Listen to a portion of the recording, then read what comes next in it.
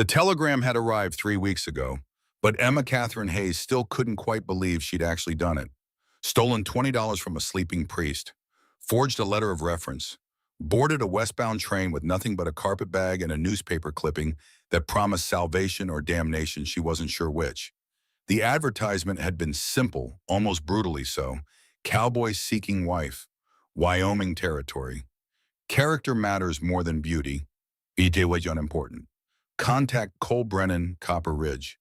Emma pressed her forehead against the train window, watching the endless prairie roll past under a sky so vast it made her chest ache. Boston felt like another lifetime now. The narrow streets, the suffocating propriety, her father's slow death from consumption, his final words a whispered apology for the debts he was leaving behind. 500 harm. That's what her father owed Sean Callahan, the Irish mobster, who controlled the docks and half the gambling dens in the North End. $500 that might as well have been $5,000 for all Emma could pay it. She could still hear her Aunt Judith's cold voice. "You're 28, Emma. Too old for marriage, too plain for prospects. I won't throw good money after bad keeping you fed." The unspoken end of that sentence hung in the air between them. Callahan had other uses for young women who couldn't pay their debts. So Emma had run, stolen, lied. And now she was hurtling toward a future with a man whose face she'd never seen, whose voice she'd never heard, whose character she knew only through 17 words in a newspaper. The other passengers in the cramped compartment had learned to avoid her. 2 days ago, a drunk had tried to put his hands on her in the narrow corridor between cars. Emma had driven her sewing needle through the meat of his palm, not deep enough to cripple, but deep enough to teach. He'd screamed. She'd walked away. No one had bothered her since. At night, lying on the hard bench with her carpet bag as a pillow, Emma allowed herself to imagine. A house, however humble. Work that meant something. A man who wouldn't beat her, wouldn't sell her, wouldn't consider her a burden to be disposed of. She wasn't fool enough to hope for love. But honest labor and basic decency that seemed like a dream worth chasing across a continent. The train lurched to a stop with a shriek of brakes and a cloud of steam. Emma gathered her belongings, her hands steadier than she expected. Whatever waited for her in Copper Ridge, it had to be better than what she'd left behind. It had to be. The platform was nothing more than weathered planks and a faded sign. Copper Ridge, Wyoming territory. Population 247. The mountains rose in the distance, their peaks still touched with snow even in late September. The air smelled different here. Cleaner, sharper. Like the world had been scoured by wind and sun until only the essential remained. A boy stood beside a weathered wagon trying very hard to look older than his 12 years. He had dark hair that stuck up in the back, despite obvious attempts to tame it, and eyes the color of strong coffee. His shirt had been mended more than once, careful stitches visible at the collar and cuffs. "Miss Hayes," his voice cracked on her name. He cleared his throat, tried again. "You're Miss Emma Hayes." "I am." "I'm Tommy Brennan." He shuffled his feet, raising small clouds of dust. "My pa sent me to fetch you. He couldn't come himself. There was trouble last night. Rustlers got some of our horses. Pa and the other ranchers are tracking them." Emma's stomach dropped. This was it then, the moment of truth. Cole Brennan couldn't even be bothered to meet the woman he'd sent for the woman he'd agreed to marry. She was already a disappointment, an inconvenience to be dealt with later. "I see." She kept her voice level. "Well, it's nice to meet you, Tommy." The boy's face brightened at her gentle tone. He grabbed her carpet bag before she could protest and heaved it into the wagon bed with surprising strength. "You can sit up front with me, man. It's about 2 hours to the ranch, maybe less if the road's good." As they left town, Tommy kept stealing glances at her. Emma let the silence stretch for a while, watching the landscape change. Rolling grasslands stretched endlessly, dotted with cattle, and the occasional stand of cottonwoods along a creek bed. The sky seemed to go on forever, blue and cloudless and achingly empty. "You can ask," Emma said finally. "Whatever you were wondering." Tommy's ears turned red. "Pa don't talk much about personal things, but I was wondering why you'd come all this way, to marry someone you never met." Emma considered lying spinning some romantic tale about adventure and new beginnings. But this boy deserved honesty. "I didn't have anywhere else to go. My father died and left debts I couldn't pay. The men who held those debts wanted payment of a different kind. So I ran. Tommy nodded slowly, processing this. That makes sense, I guess. Running to something's better than just running away. Wise words from a 12-year-old. Emma studied him more closely. Your pa raised you to be thoughtful. Pa raised me to survive. Tommy's voice went quiet. My ma died 5 years ago, when I was 7. She was having a baby and there was a storm. The midwife couldn't get to the ranch in time. Pa tried to help her himself, but he didn't know how. She died. The baby too. Emma's throat tightened. I'm so sorry. Pa don't talk about her much, but sometimes at night I hear him, in his room. Not crying exactly, but making sounds like something's breaking inside him. Tommy cleared his throat again. Anyway, that's why he needs a wife, not just for him, for both of us. We need someone who knows how to do the things Ma used to do, and someone who won't die easy. The brutal practicality of it should have offended Emma. Instead, she found it oddly reassuring. This wasn't about romance or passion. It was about survival, about building something that could withstand the harshness of this land. That she understood. I may not know much about ranching yet, Emma said, but I am harder to kill than I look. Tommy grinned, a flash of boyish humor breaking through his serious demeanor. You'll need to be. Wyoming don't forgive mistakes. As the sun began its descent toward the mountains, Tommy pointed ahead. There, that's our land. The ranch sat in a valley with a creek running alongside it, cottonwoods providing the only real shade for miles. The house was 2 stories of solid log construction with a stone chimney and windows fitted with actual glass, not just oiled paper. A large barn stood nearby, recently painted, and several corrals held horses and a small herd of cattle.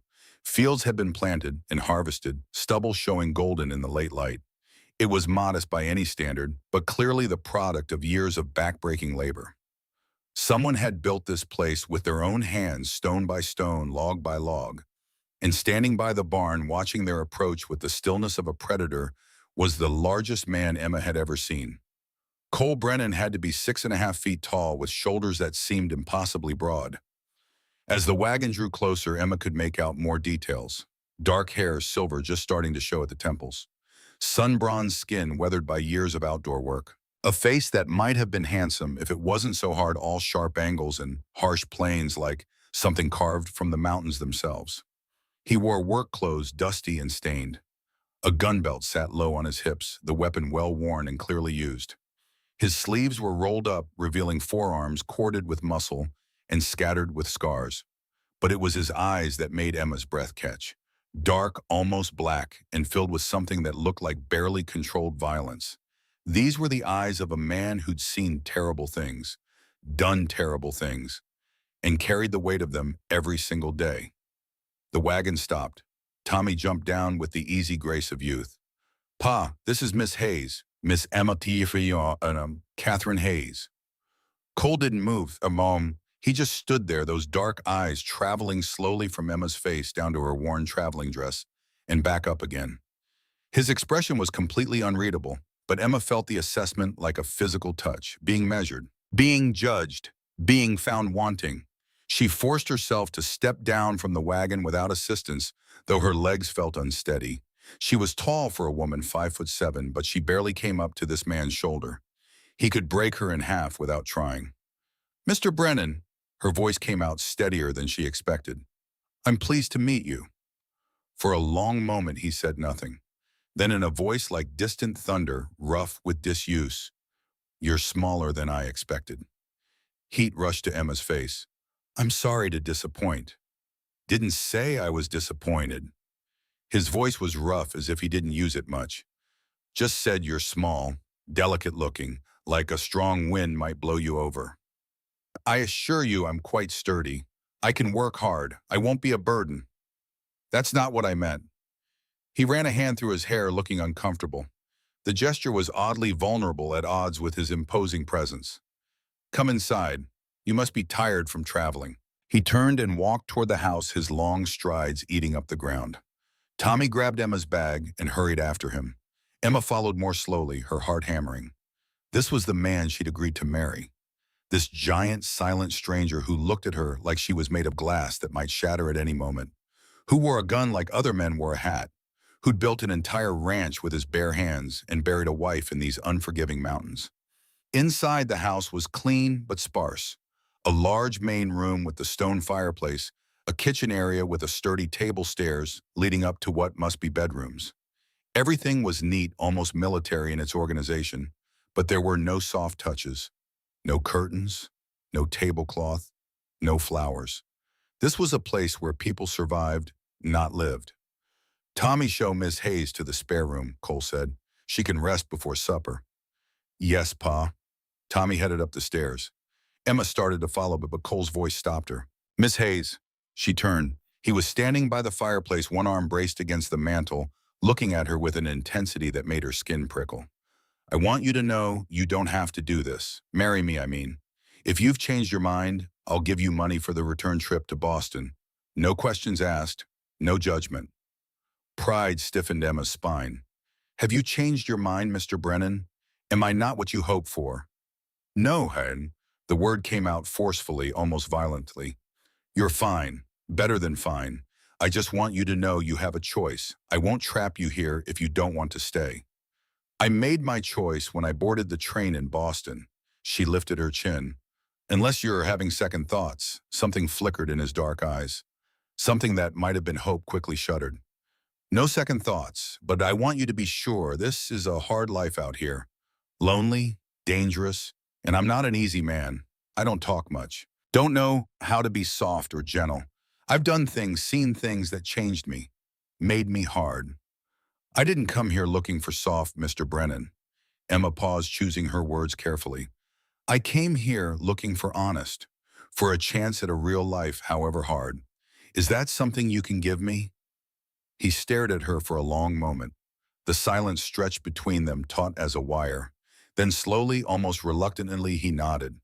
"Yes, I can give you that." "Then we have an understanding. There's a preacher in town. I thought tomorrow, if that suits you. We could go in the morning, get it done, come back." Tomorrow. She'd be married tomorrow to this giant, silent, dangerous stranger. "That suits me fine." That night, Emma lay in the narrow bed in the spare room, listening to the unfamiliar sounds of the ranch. Cattle lowing softly in the distance, the wind in the cottonwoods. Footsteps below as Cole banked the fire for the night. The creak of floorboards as he climbed the stairs to his own room just down the hall. She should be terrified. This man was enormous, clearly capable of violence, scarred by loss, and whatever else he'd experienced in his past. He'd admitted he didn't know how to be gentle. He wore his gun like it was part of his body. But Emma had seen something else in those dark eyes when he'd offered to send her back to Boston. Uncertainty, loneliness, a desperate hope that he was trying very hard not to show. He was afraid too, afraid of hurting her, afraid of losing someone else, afraid that whatever darkness lived inside him would poison this fragile chance at something better. Emma touched her lips in the darkness, wondering what it would be like when he kissed her. Would he be gentle despite his fears? Or would that barely restrained power she sensed in him break free? A shiver ran through her that had nothing to do with cold. Whatever happened tomorrow, her life would never be the same. She could only hope it would be better. The wedding was brief and awkward. Emma wore her only good dress, a dove-gray silk that had belonged to her mother. Cole wore what were clearly his Sunday clothes, dark trousers and a white shirt, his hair still damp from washing. He'd left his gun belt at home, but Emma could see the discomfort in his posture without it, like he'd left part of himself behind. Tommy stood beside them, trying not to fidget, wearing clothes that were slightly too small. He'd grown since they were purchased. The preacher, a kindly older man named Reverend Walsh, smiled at them both with eyes that had seen too many hard lives not to recognize another one. "Do you, Cole William Brennan, take this woman to be your lawfully wedded wife, to have and to hold from this day forward, for better or worse, in sickness and in health, until death do you part?" Cole's voice was steady. "Sure, I do." "And do you, Emma Catherine Hayes, take this man to be your lawfully wedded husband, to have and to hold from this day forward, for better or worse, in sickness and in health, until death do you part?" Emma looked up at Cole. His dark eyes were fixed on her face with an intensity that stole her breath. She could see the tension in his jaw, the way his hands were clenched at his sides. He was holding himself so rigidly still, like he was afraid any movement might shatter the moment. "I do." The words came out as a whisper, but they seemed to echo in the small church. Then by the power vested in me by the territory of Wyoming, I now pronounce you man and wife. Reverend Walsh's smile widened. Cole, you may kiss your bride. Cole went very still. Emma could see the war playing out on his face. Want and fear and something darker, something he was fighting to keep contained. Then slowly, carefully, he bent down. His hands, large and calloused and scarred, cupped her face with surprising gentleness. For just a moment, their eyes met.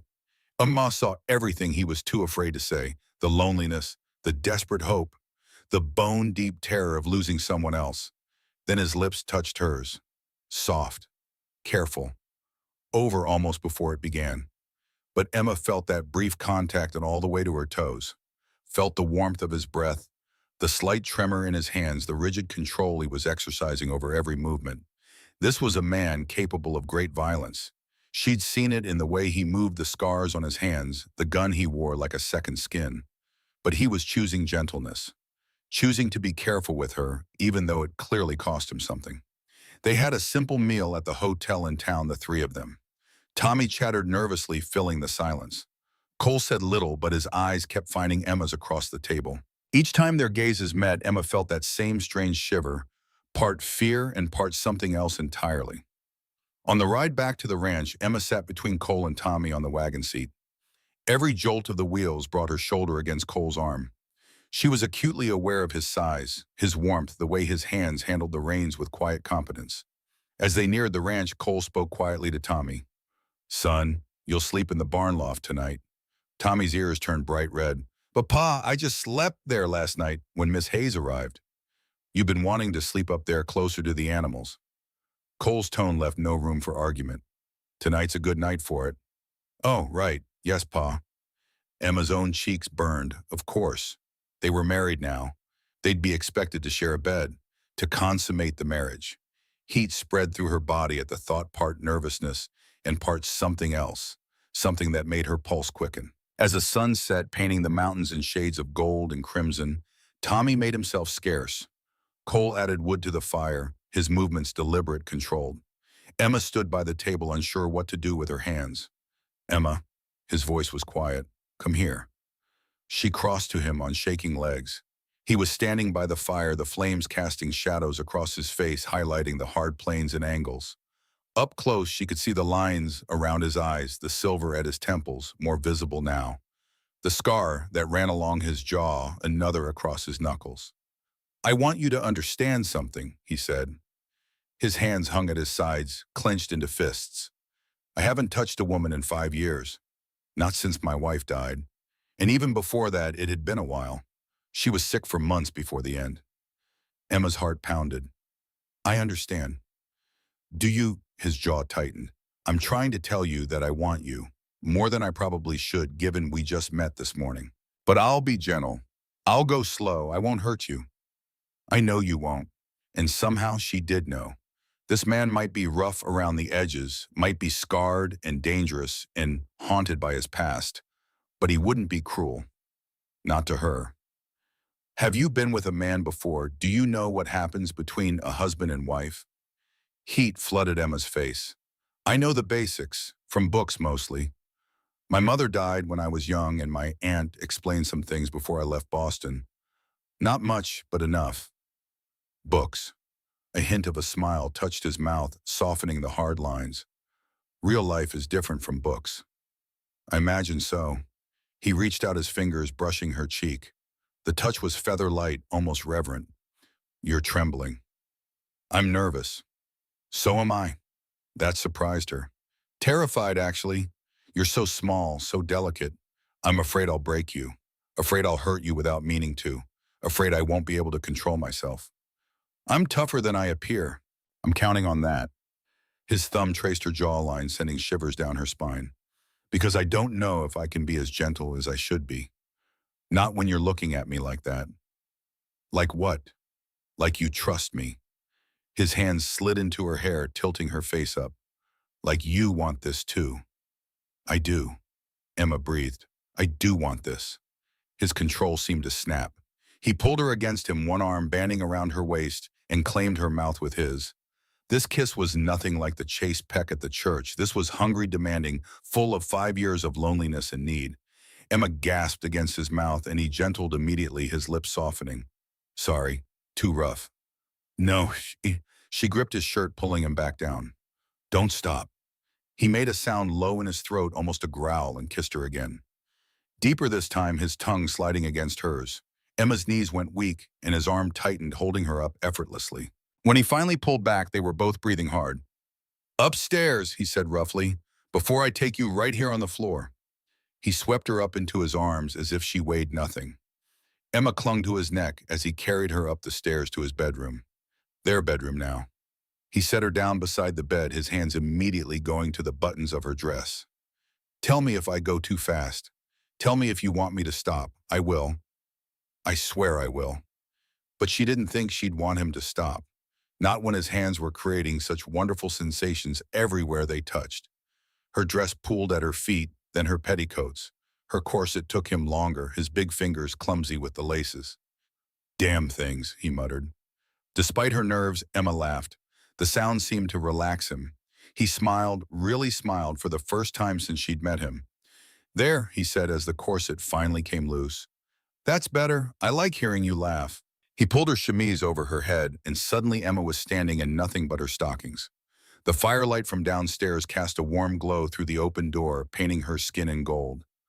Cole's breath caught. Lord, you're beautiful. I'm not. You are, though. His voice was fierce, almost angry. Don't argue with me about this. You're beautiful, and I intend to spend all night proving it to you. Then his hands were on her, skimming over her shoulders, down her arms across her waist, mapping her body with a thoroughness that made her shiver. Cold, he asked. No, just nervous, and other things. Other things, his hands stilled on her waist. Things you don't have words for. Things that feel good. Show me. He took her hand and placed it on his chest. Touch me. I want to feel your hands on me. With trembling fingers, Emma unbuttoned his shirt. He shrugged out of it, and she pressed her palms against the warm, hard planes of his chest. He was all muscle and power, with scars here and there that spoke of a hard life.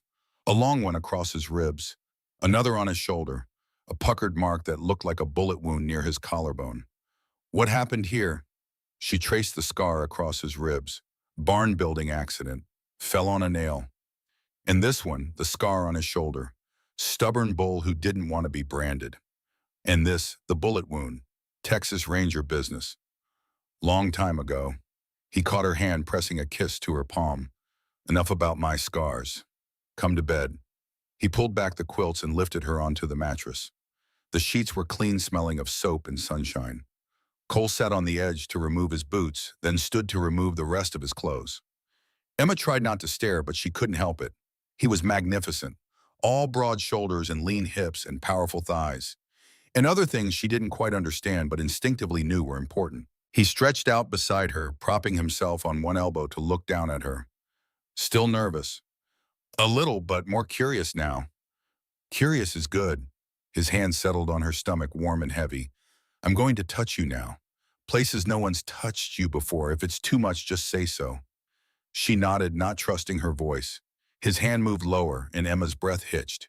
His touch was gentle, but sure, creating sensations she'd never imagined.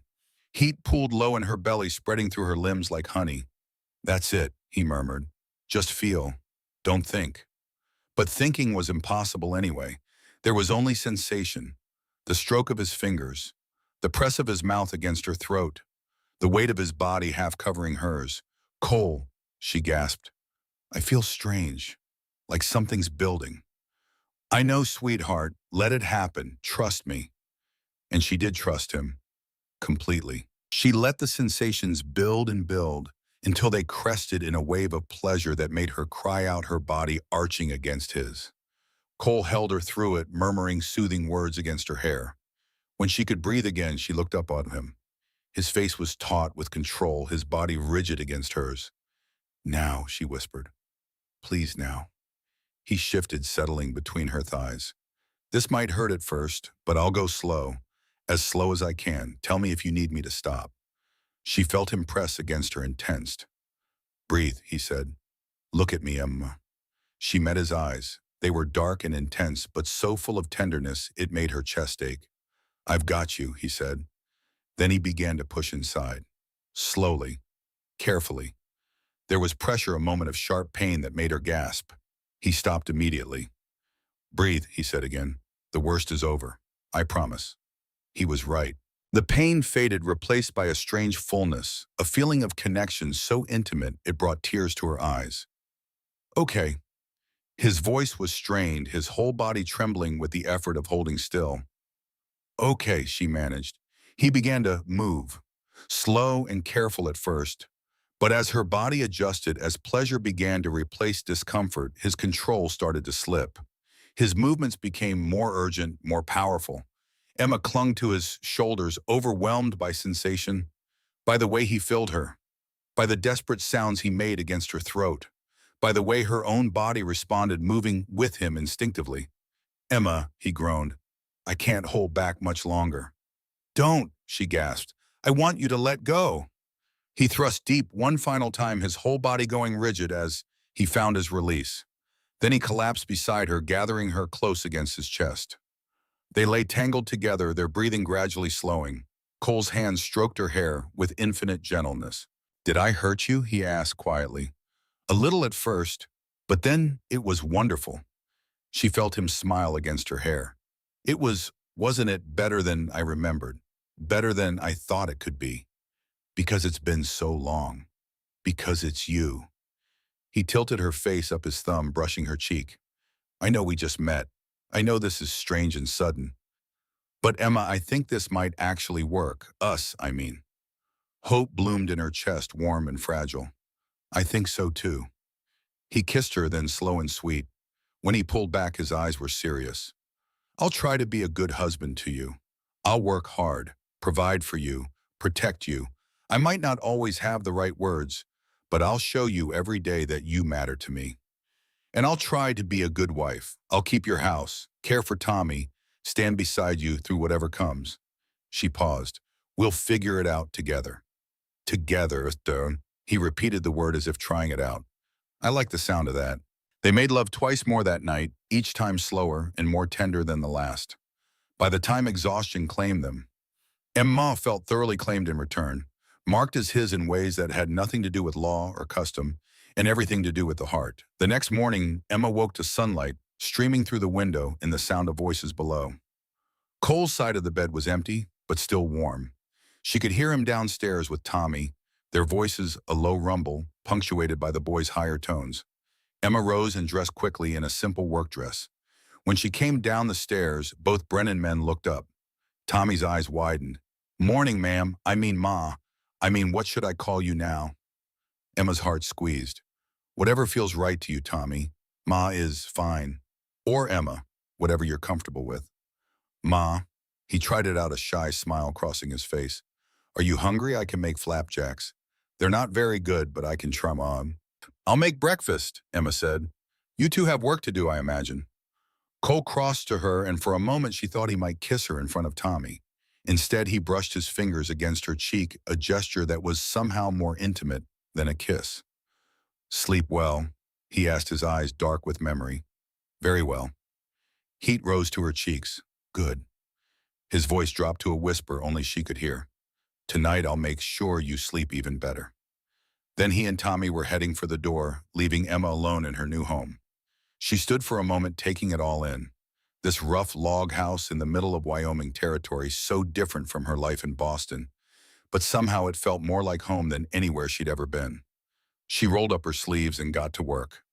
By the time Cole and Tommy returned for lunch, Emma had transformed the main room. Curtains she'd started sewing on the train hung in the windows. A tablecloth covered the scarred table. Wildflowers picked from beside the creek sat in a jar, adding spots of color, and the smell of fresh bread and stew filled the air. Cole stopped in the doorway, his eyes traveling around the room. When they landed on Emma, something softened in his expression. "You've been busy." "I hope you don't mind. I thought it could use a woman's touch." "Mind?" He crossed to her, his hands settling on her waist. "It's perfect. You're perfect." Tommy made a gagging sound. "Are you two going to be mushy all the time now?" Cole laughed, an actual laugh that transformed his whole face. "Probably. You better get used to it. The days settled into a rhythm. Emma worked from dawn to dusk, but it was satisfying work. She tended the vegetable garden, discovering she had a knack for making things grow. She sewed new clothes for Tommy, who was shooting up like a weed. She cooked meals that made both her men groan with pleasure. And at night, she and Nicole explored each other with growing confidence and creativity. I never knew, she confessed one night as they lay tangled together, both slick with sweat and breathing hard, that it could be like this, that I could feel so much. Neither did I. Cole admitted, his hand tracing idle patterns on her skin. With Margaret, it was fine. Good even. But not like this. Not this consuming. He struggled for words, and Emma offered one. All-encompassing. Yes. Like I can't get enough of you. Like I'll never get enough. He proved it by pulling her on top of him, showing her yet another way they could fit together. But the idyll couldn't last forever. 6 weeks after the wedding, on a cool November morning, Emma woke to an empty bed and an uneasy feeling in her chest. She found Cole standing by the window, fully dressed, his posture tense. "What's wrong?" she asked, sitting up. "Someone's coming. Multiple riders." His hand rested on the gun he'd strapped on. "Stay inside. Lock the doors after I go out." Emma's pulse quickened. "Who is it?" "Don't know yet, but I'm not taking chances." She dressed quickly and watched from the window as a group of riders approached. 5 men on horseback, well-dressed and well-armed. And leading them was a man who sat his horse like he owned the world. He was handsome in a calculated way, with blonde hair slicked back with expensive pomade and clothes that cost more than most ranchers earned in a year. But it was his eyes that made Emma's blood run cold. Cold, entitled, dangerous. Cole stepped onto the porch, rifle in hand. "That's far enough. State your business." The blond man dismounted with practiced ease, his movements smooth and confident. "Cole Brennan, it's been a while. I heard you finally took a wife. Congratulations." "Victor Sutton." Cole's voice was flat, emotionless. "What do you want?" "Just being neighborly. Thought I'd welcome the new Mrs. Brennan to the territory." Vic's smile didn't reach his eyes. "And discuss a little business while I'm here." "We have no business to discuss." "I think we do. Your land has water rights that run through my family's property. My father is willing to pay fair price for 50 acres on your western boundary. It would benefit us both." "Not interested." Vic's smile hardened. "You should reconsider, Cole. The frontier can be a dangerous place. Accidents happen, cattle get sick, barns catch fire. Would be a shame if something happened to your new bride." The threat hung in the air like smoke. Emma saw Cole's knuckles go white on the rifle. "You threatening my wife, Vic?" "Just stating facts. Wyoming territory is unpredictable, especially for city women who don't know the dangers." Vic's eyes flicked to the house as if he could see Emma watching. "Think about my offer. I'll be in touch." He remounted and the group rode away. But the menace in his parting look made Emma shudder. Cole came inside his face like granite. "Did you hear that?" "Every word. Vic Sutton is the son of the biggest rancher in the territory. His father has money, influence, and no scruples about how he uses either." Cole set the rifle down carefully. "This isn't over. It's just beginning." "What do we do?" "We prepare. I'll teach you to shoot better. We'll strengthen the defenses, and we'll warn the other ranchers." He pulled her close. "I won't let him hurt you, Emma. I swear it." But even as she nodded against his chest, Emma felt the shadow of Victor Sutton settling over their happiness like a storm cloud. The next week brought more trouble. Cole lost 10 head of cattle overnight, professional rustling that left almost no trail. Sam Patterson, their neighbor to the north, lost 15. The few tracks they found led towards Sutton land. Cole called a meeting with the other ranchers at their kitchen table. Sam Patterson, weathered and grim-faced. Kate Morrison, a widow who ran her own ranch with iron efficiency. The Johnsons and O'Brien's families who'd been in the territory for decades. "Sutton's bleeding us dry," Sam said, "forcing us to sell cheap or starve come winter." "We fight back," Martha Johnson suggested. "Hit his herds. Make it too expensive to continue." "That's what he wants," Cole said quietly. "An excuse to escalate, to call in the territorial marshal and paint us as the aggressors." "So what do we do?" Kate Morrison asked, her sharp eyes on Emma. "Just let him steal from us." Emma spoke up, surprising herself. "We protect what's ours. Set watches, guard our herds at night, make it too difficult for his rustlers to operate, and we document everything.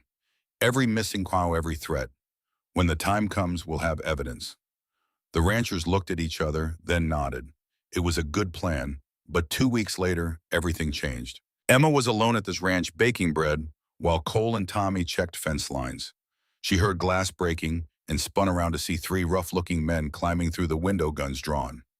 Emma ran for the Winchester Cole had taught her to use, but one of the men was faster. He grabbed her arm, twisted it behind her back. The rifle clattered to the floor. "Easy now, missus," the man breathed in her ear, his breath reeking of whiskey. "Mr. Sutton just wants to have a conversation." "Let me go." "Afraid we can't do that. See, your husband's been real stubborn about selling that land. Mr. Sutton thinks maybe you can convince him." They forced Emma to write a note for Cole, then bundled her onto a horse. Her hands were tied, and one of the men kept a rope around her waist like a leash. They rode for 2 hours into the hills to an old line shack. Inside, Vic Sutton was waiting, sitting at a table with whiskey and glasses, as if this were a social call. "Mrs. Brennan." He stood, actually smiled. "I'm sorry it had to come to this, but your husband left me no choice." Emma said nothing, just stared at him with all the contempt she could muster. "Your husband signs over those 50 acres and you go home safe. He refuses." Vic shrugged. "Well, accidents happen." They locked Emma in a small back room with nothing but a cot. Through the thin walls, she could hear the men drinking, playing cards, waiting. Hours crawled by. Darkness fell. Then just after midnight, gunfire erupted. It started with a single shot, then more coming faster. Men shouting, horses screaming. Emma pressed herself into the corner, arms wrapped around herself, praying. The door burst open. Emma flinched. It was Cole. He was covered in blood, some his own, from a gash across his shoulder. His eyes were wild, scanning the room until they found her. Then his expression cracked open. "Emma." He crossed to her, pulled her up, ran his hands over her face, her arms checking for injuries. "Are you hurt? Did they hurt you?" "I'm fine, Cole, we need to leave." "Not until I finish this. Please, don't leave me again." The police stopped him. He swept Emma into his arms and carried her outside. The scene was carnage. 4 of Vic's men lay dead or dying. Kate Morrison and Sam Patterson were there with 3 other ranchers, all armed. They'd come for her, but Vic himself was gone. "He ran," Kate said grimly. "Took off the moment the shooting started." Cole's arms tightened around Emma. "Take her home. I'm going after him." "No," Emma said fiercely. "No more killing tonight, please." She felt the war inside him, saw it in his clenched jaw and shaking hands.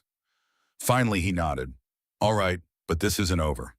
Over the next 3 weeks, the conflict escalated into open war. Vic's rustlers hit the Allied ranches hard. Fences were cut, a barn was burned, cattle were slaughtered. The ranchers fought back with armed patrols and coordinated defense. There were skirmishes, casualties. The violence spiraled. Emma learned to reload rifles and 10 wounds. Their home became a fortress. Tommy, barely 13, stood watch with a rifle, his boyish features hardened by necessity. And Cole became something Emma had never seen. Not her gentle husband, but the Texas Ranger he had once been. Cold, efficient, deadly. She watched him return from defending Sam Patterson's ranch, spattered with blood, his eyes empty. He'd killed 3 men that night. "Cole," she said softly, helping him out of his bloody shirt. "Talk to me." "Nothing to say. They came to kill. We defended ourselves." "That's not what I mean. Talk to me about what this is doing to you." He looked at her then, and she saw past the hard mask. He was terrified, not of dying, but of what he was becoming. "I'm afraid I'm turning back into the man I was, the killer, and I'm afraid you'll see it and leave." Emma took his face in her hands. "I see you, Cole Brennan, all of you, and I'm not going anywhere." But that same night, a telegram arrived from Texas that made everything worse. "Your wife, Emma Hayes, wanted in Boston." "Stop. Sean Callahan sent 5 men to Wyoming." "Stop. Professional killers." "Stop. Watch your back." "Stop." Emma's hands shook. "He found me. Then I'll kill him too. There are 5 of them, Cole, and you're already fighting Vic Sutton. I don't care if there are 50. No one takes you from me." The next morning brought worse news. Vic Sutton and Callahan's men had formed an alliance. Kate Morrison delivered the information. My foreman saw them meeting. Vic's paying Callahan's men to help deal with the ranchers, and they're helping him grab Emma. Cole stood so fast his chair fell over. They're working together. We're outnumbered and outgunned, Kate said. Then we end this, Cole said. Tonight. Emma struggled to her feet.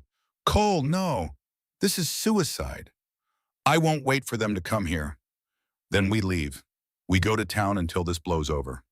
It won't blow over, his voice rose. They'll hunt us forever unless we make a stand. By getting yourself killed. By protecting my family. He slammed his fist on the table. I failed, Margaret. I won't fail you. What about me? Emma's eyes filled with tears. What about living without you? I don't need you to be a hero. I need you alive. They stared at each other, the space between them charged with fear and love. Finally, Emma placed his hand on her belly. Feel that, our child. Someone who deserves to know their father. Cole's hand trembled. What? I'm pregnant, Cole. About 6 weeks along. I was going to tell you tonight, but... She couldn't finish. His face went white. Then he pulled her close, buried his face in her hair. I'm scared. Scared that if I run, I'll never stop running. Scared I'll fail you like I failed Margaret. You didn't fail Margaret, and you won't fail me because we're partners. Emma's voice was fierce. We fight together or we don't fight at all. Tommy spoke from the doorway. Pa, I don't want you to die. Ma, Emma's right. We should fight together. Cole looked at his son, then his pregnant wife. Something crumbled in his expression. All right, we gather everyone, fortify the ranch, and we make our stand here, together. They spent 2 days preparing. Every allied rancher came to the Brennan Ranch with weapons and supplies. They transformed the house and barn into a fortress with shooting slits and barricades. Emma, despite early pregnancy fatigue, worked alongside everyone. Kate tried to convince her to rest. This is my home, my family. I'll do my part. On the third night they came. 20 men rode up under a full moon. 15 worked for Vic Sutton. 5 were Callahan's professional killers from Boston. Vic sat tall in his saddle, confident. Cole Brennan, last chance, send out Emma Hayes and sign over those land rights. Refuse and we burn you out. Cole stood on the porch, Emma beside him with her own rifle. Come and take her. Vic raised his hand and brought it down. Hell erupted. Gunfire shattered windows and splintered wood. Emma dropped behind the barricade, her heart hammering. She wasn't shooting, couldn't risk it in her condition, but she watched and called out positions to Cole.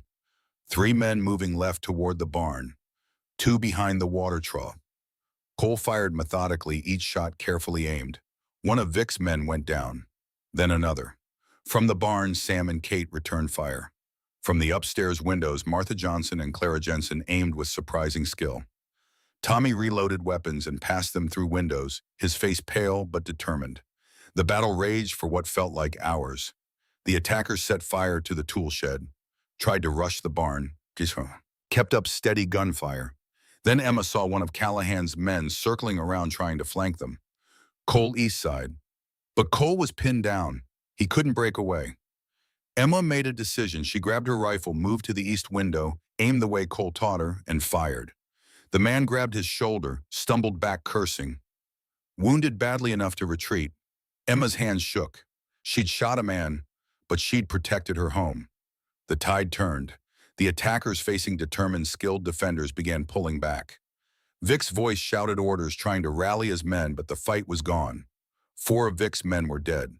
3 wounded. 2 of Callahan's professionals lay motionless. As dawn broke, the attackers retreated, mounted their horses and rode away. The ranchers had won, but Sam Patterson had a bullet in his leg. Martha Johnson's husband was dead. 2 others were wounded, and Emma, the adrenaline wearing off, collapsed. Cole caught her. Emma, talk to me. I'm okay. Just tired. The baby's still moving. But when Cole lifted her, his hand came away wet. Not blood, clear fluid. Kate took one look.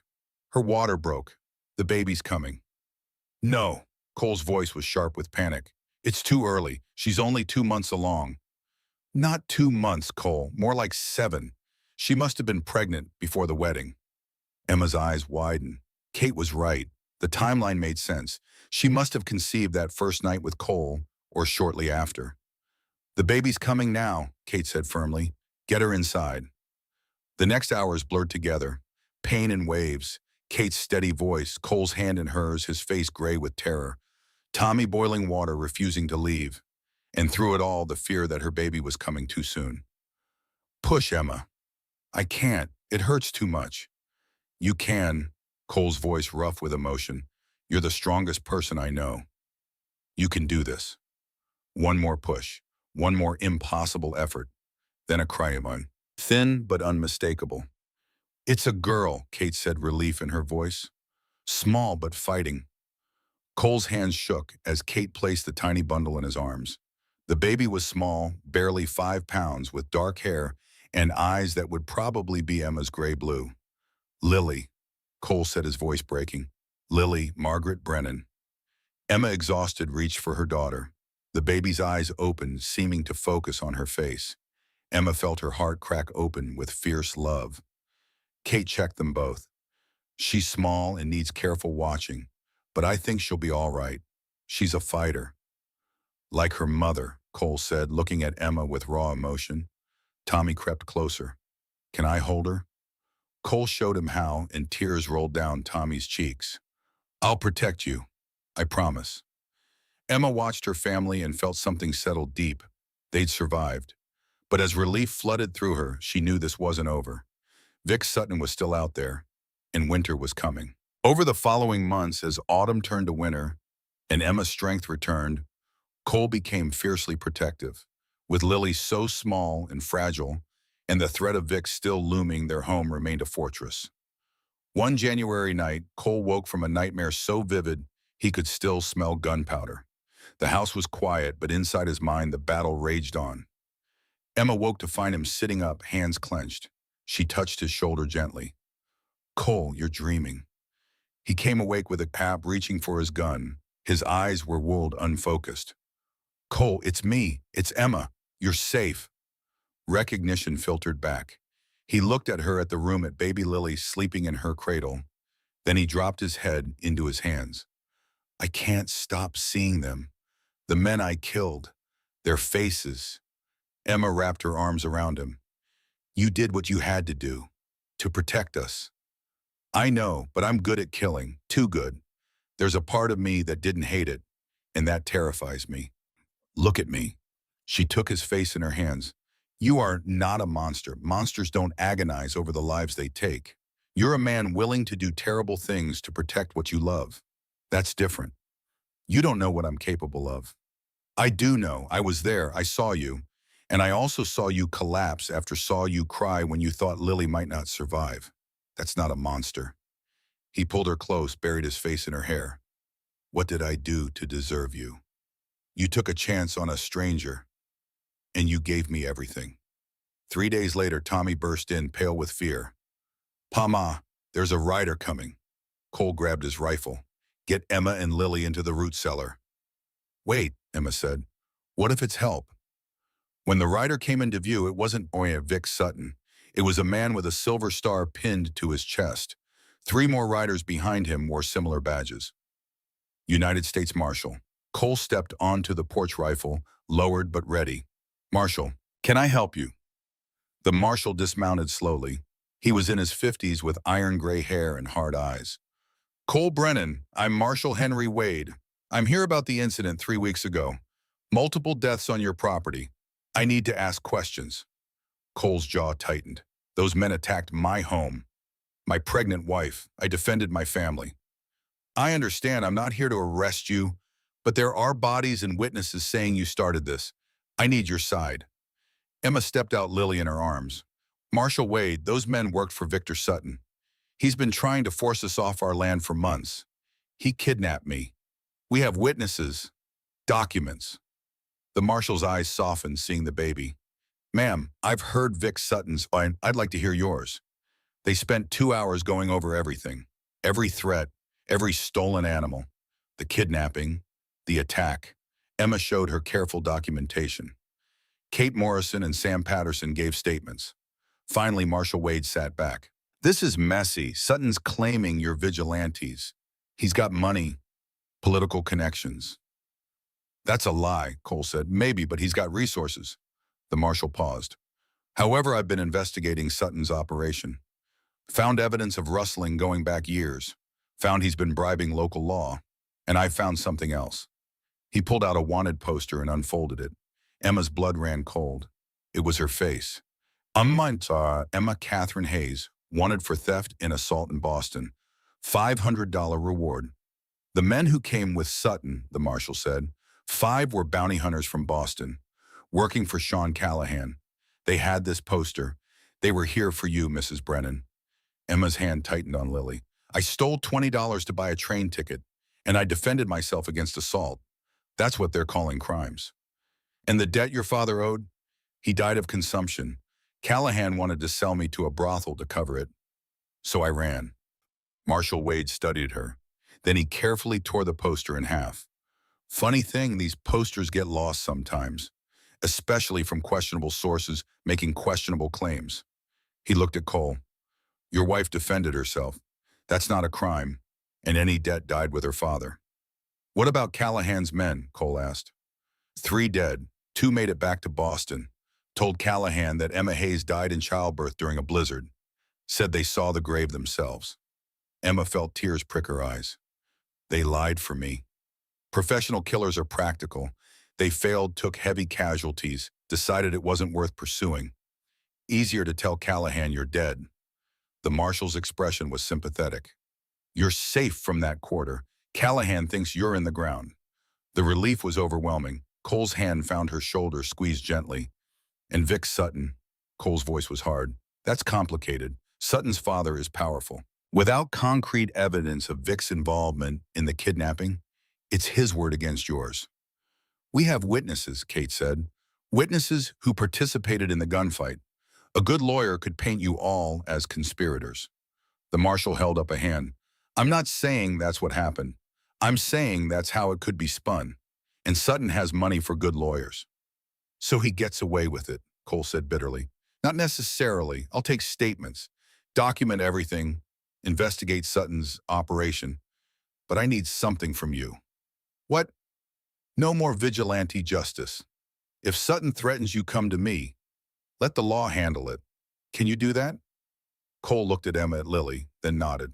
We can, long as you actually handle it. You have my word. I'm slow, but I'm thorough, and I don't like rich men who think they can buy their way out of consequences. After the marshal left, Emma felt like she could breathe. Callahan thought she was dead. The law was investigating Vic Sutton. They were safe. But 3 days later, everything changed again. Tommy came running back from town, his horse lathered. Pama, Vic Sutton's dead. Cole grabbed his shoulders. What? How? Shot in the back at the saloon 3 times. Whoever did it walked up behind him and pulled the trigger. He died instantly. Emma's hand flew to her mouth. Who did it? Nobody knows. The killer wore a mask, rode out before anyone reacted. But there's something else. Something strange. What? The killer left a note pinned to Vic's body. It said, "For Margaret." The room went silent. Cole's face drained of color. Margaret, my wife's name. Emma's mind raced. Who would kill Vic in Margaret's name? Who knew about Margaret except the local community? Then it clicked. Kate Morrison. Cole's head snapped toward her. What? Think about it. Kate's been helping us from the start. She's an excellent shot. She knew about Margaret. And she hated Vic for what he did to us. But why would she risk it? Emma thought about Kate's grim expression during the battle, the hardness in her eyes when she talked about Vic escaping justice. Because she knew he'd never face real consequences. Because men like him always escape. And because she wanted to protect us. Tommy's voice was small. Is Miss Morrison going to jail? Not if no one can prove she did it, Cole said slowly. And right now, there's no proof. They found Kate at her ranch calmly feeding chickens. When she saw them, her expression didn't change. I figured you'd come.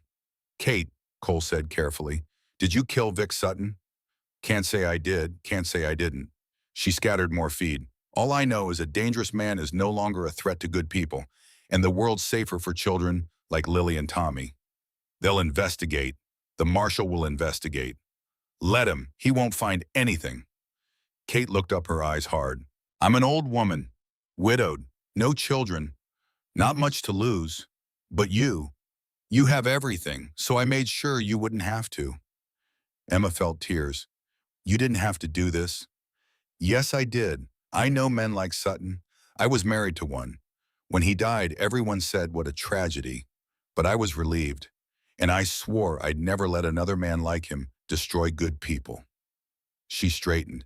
Now you folks should get home. Storm's coming, and you have a baby to care for. They rode away in silence, and they never spoke of it again. The marshal investigated, found nothing. Vic Sutton's death was ruled unsolved murder. But Emma knew, and she carried that knowledge, carefully, grateful and disturbed in equal measure. Winter deepened. Lily grew stronger, gaining weight, her cries becoming vigorous. Tommy turned 14, shot up 3 inches, and took on more responsibility. He was becoming a man. One night in late January, Emma woke to find Cole's side empty. Then let me help you carry some of that weight. He reached down, took her hand. They sat like that for a long time, connected in the darkness, their daughter, the bridge between them. Spring came late, but when it arrived, it was glorious. Snow melted, grass turned green, wildflowers bloomed along the creek. The ranch, which had felt like a fortress, became a home again. Emma turned 29 in April. Cole gave her a silver locket with Lily's photograph and a lock of hair inside. So you can keep her close even when you're working. Emma wore it every day. As the weather warmed, visitors came again. The ranchers, Reverend Walsh, even Marshal Wade stopped by. Sutton's father pulled out of Wyoming, the marshal told them, sold his holdings and moved back east. Couldn't stand the shame. The new owner is fair, should make life easier. What about the rustling charges, Cole asked. Dropped. Most territorial judges were tired of Sutton's corruption anyway. Marshal Wade tipped his hat. You folks did good standing your ground. After he left, Cole and Emma stood on the porch watching sunset over the mountains. Lily was asleep in Emma's arms. We did it, Emma said softly. We survived. We did more than survive. Cole's arm went around her shoulders. We built something worth fighting for. Something worth living for. He kissed the top of her head. Thank you. For what? For answering my advertisement, for taking a chance, for not running when things got hard, for being strong when I was weak, for giving me Lily, for giving me hope. His voice roughened, for loving me when I didn't think I deserved it. Emma turned in his arms, careful not to jostle the baby. You gave me all those things too. You gave me a home, a family, a future. You gave me myself. They kissed soft and sweet with their daughter between them and the whole vast sky above. As summer arrived, the ranch thrived. The herd grew. Emma's garden produced abundantly. Tommy proved invaluable working alongside his father. And Lily, now 6 months old, was a delight. She smiled constantly, babbled as if sharing secrets. And she adored Tommy, gurgling whenever he came near. She thinks you're amazing, Emma told Tommy one afternoon. She's pretty amazing too, Tommy said seriously. I'm going to teach her everything, how to ride, how to rope, how to take care of herself. Good plan, but maybe wait until she can walk first. Tommy grinned, the expression transforming his increasingly adult features back to boyishness. One evening in late July, Cole asked Emma to ride with him. They left Lily with Tommy and rode toward the creek where wildflowers bloomed. The flowers were in full bloom, the same ones Emma had picked that first week. Cole dismounted, helped Emma down, and led her to a spot where the creek widened. Remember when I brought you here after the wedding? He asked. I remember. I was so nervous I could barely speak. You've changed since then, gotten stronger, braver, more beautiful. Cole Brennan, are you trying to seduce me in broad daylight? He smiled. Maybe, but first I have something to say. He reached into his pocket, pulled out a small box. Inside was a ring, simple silver with a small stone. When we got married, it was a business arrangement. 2 desperate people making a practical choice. But Emma, I don't want that to be our story. He got down on one knee, Emma's breath caught. I want to marry you again.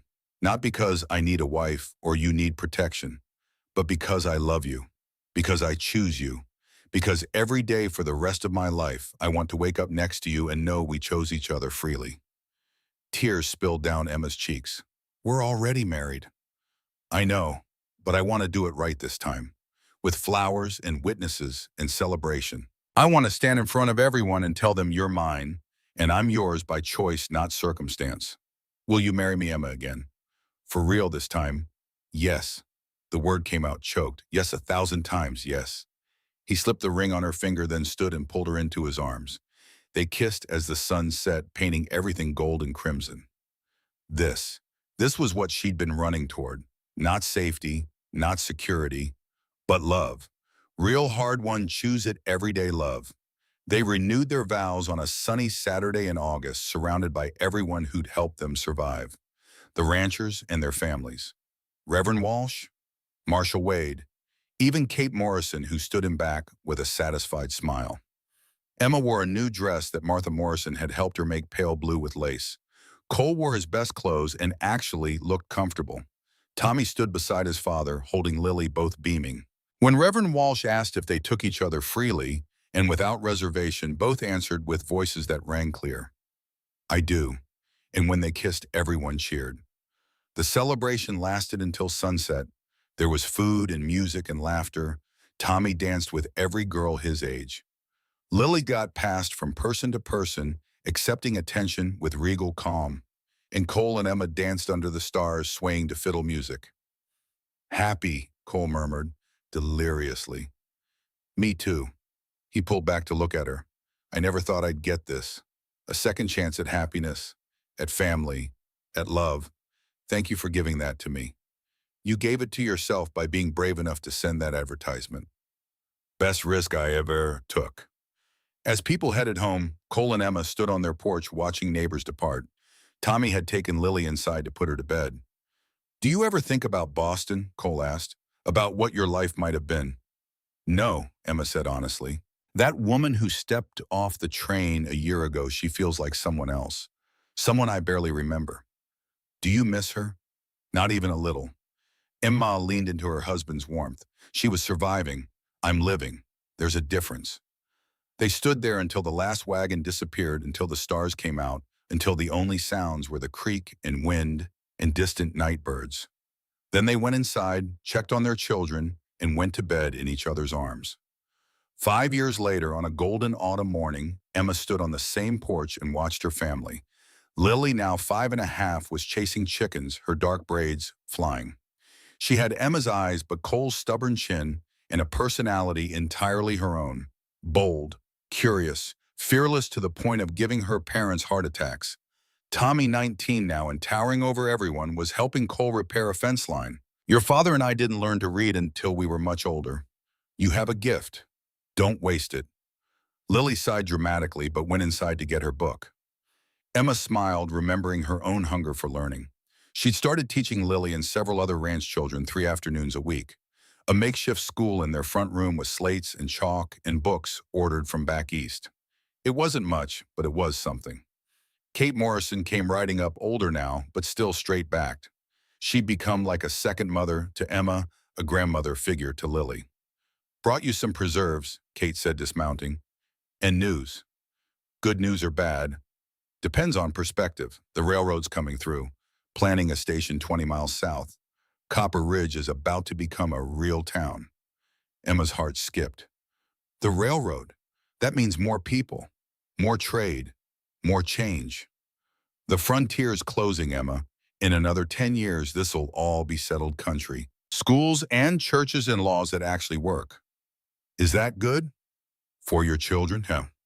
For folks like me who remember the wild days, Kate shrugged. It's the way of things.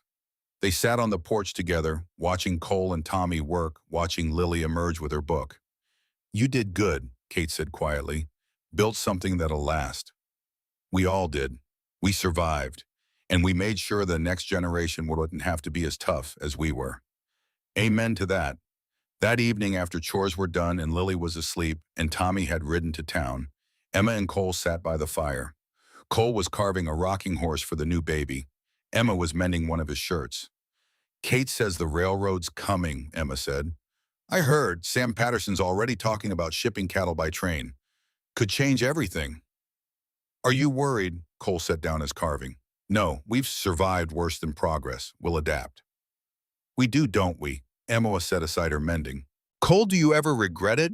Sending that advertisement, taking a chance on a stranger. Every single day. Her heart clenched until she saw the smile tugging at his mouth. I regret that I didn't do it sooner. That I wasted 5 years being alone when I could have had you. He pulled her gently into his lap, careful of her belly. You're the best thing that ever happened to me. You and our children and this life we've built. Not even the hard parts, the fighting, the fear, especially those. They made us who we are, proved what we're made of. His hand settled on her stomach, feeling the baby move. This little one is going to grow up in a different world than we did. Safer, easier, but I hope we can teach them what we learned. That some things are worth fighting for. That love means choosing each other every day. That home isn't a place, it's people. Emma kissed him soft and sweet and full of things she still couldn't put into words. When she pulled back, she rested her forehead against his. I love you, Cole Brennan. I love you too. More than I thought I was capable of. More than I have words to say.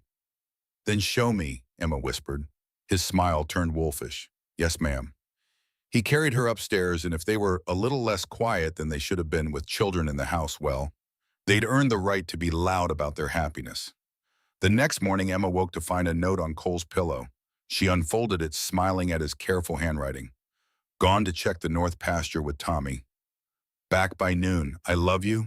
You are my home, my heart, my everything. Thank you for taking a chance on a broken cowboy with nothing to offer but calloused hands and a bruised heart. You made me whole. Forever yours, C. Emma pressed the note to her chest, tears pricking her eyes.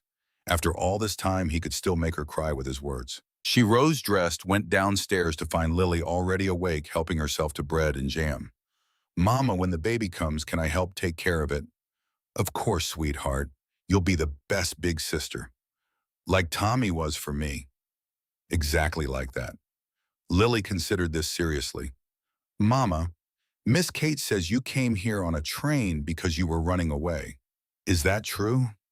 Emma sat beside her daughter. It's true, I was running from bad people and bad choices.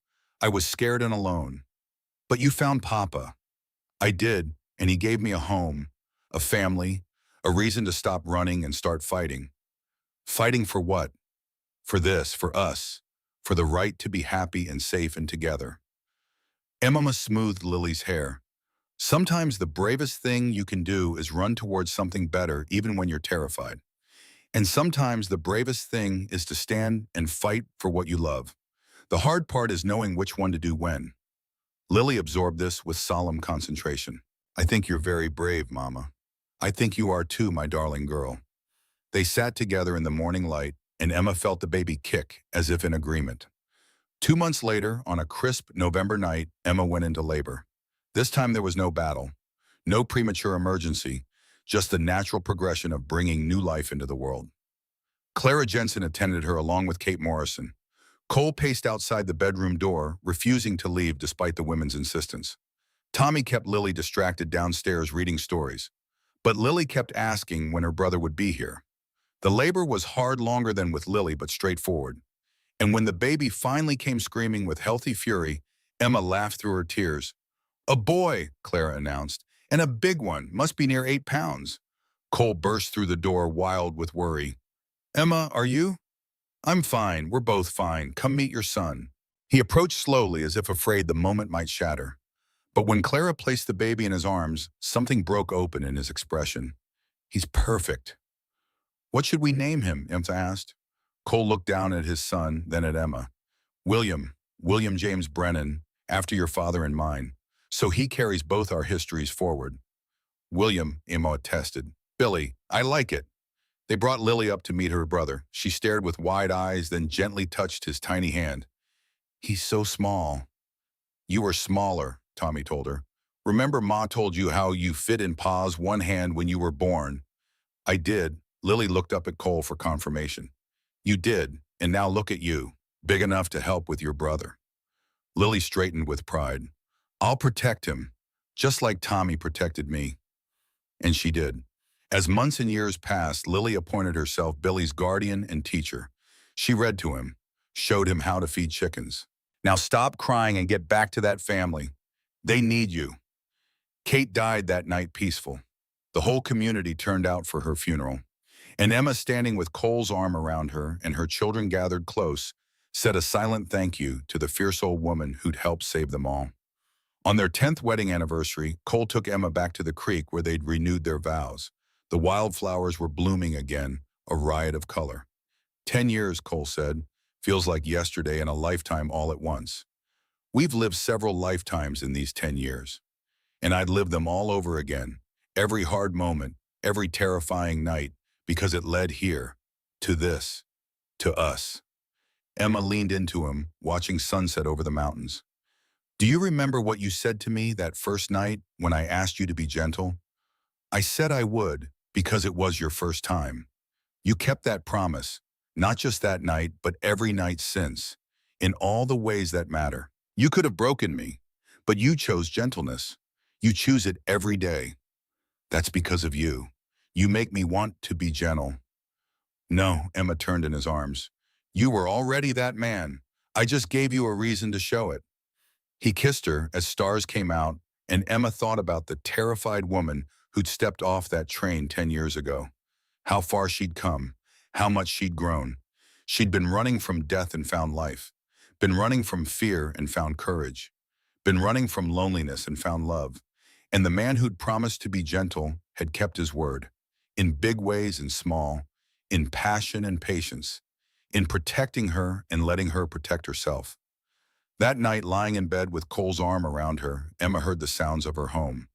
Lily singing softly in her room, Billy's gentle snores from down the hall, the creak of the house settling, the wind in the cottonwoods. This was her life, hard-won and precious. Built from nothing but hope and desperation and the courage to answer an advertisement from a stranger. Cole, she whispered, are you awake? Thank you for everything, for taking a chance on me, for being patient, for loving me. He pulled her closer, kissed her head. Thank you for the same, for answering my advertisement, for staying when things got hard, for making this house a home, for giving me more than I ever dreamed possible. We gave each other those things. We did. His voice was soft with wonder. Built something real, something that'll last beyond us. Emma thought about their children, about Tommy's baby due in 3 months, about the ranch that would pass through generations, about the love they'd built that would ripple through time. Yes, she said, we built something that'll last forever. And in the darkness of their bedroom in the house they'd defended and cherished and made their own, Cole and Emma held each other and knew it was true. They'd come to Wyoming territory as strangers, desperate and broken and hoping for something better. They'd survived attacks and storms and their own fears. They'd fought for their land, their family, their right to happiness, and they'd won. Not because they were stronger than their enemies or luckier than fate, but because they'd chosen each other. Every single day, in big ways and small, they'd chosen each other. And that choice made and remade through 1,000 moments of courage and tenderness and stubborn love, that was what had saved them. That was what would last forever.